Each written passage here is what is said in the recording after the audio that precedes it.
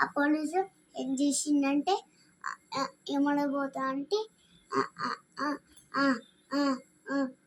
దొంగ చూస్తుంది ఏమనబోతా అని చిన్న హెలికాప్టర్ వేసుకొని పైకి ఎగిరంట ఎవడో పడేసిరంట ఇట్లా పడేసి అది దొంగ చూస్తురంట దొంగ పోలీసు అయితే పోయిందంట అప్పుడు దాన్ని పిలుస్తున్నారంట చేలిసి కొట్టిరంట కొట్టంగా కారు వేసుకొని ఎవరో వచ్చిరంట కొట్టిరంట అందరు జనాలు చచ్చిపోయారంట వాళ్ళ అందరి కాపాడినంట.